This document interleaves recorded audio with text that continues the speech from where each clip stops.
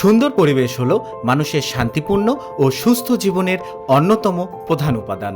একটি সবুজ, পরিষ্কার ও দূষণমুক্ত পরিবেশ কেবল দৃষ্টিনন্দনই নয়, বরং এটি আমাদের মানসিক ও শারীরিক সুস্থতার জন্য অত্যন্ত গুরুত্বপূর্ণ। গাছপালা, নদীনালা, পাহাড়, পাখি, ফুল এসব মিলেই প্রকৃতিকে করে তোলে প্রাণবন্ত ও সজীব। বর্তমানে পরিবেশ দূষণের কারণে মানুষ নানা ধরনের রোগে আক্রান্ত হচ্ছে।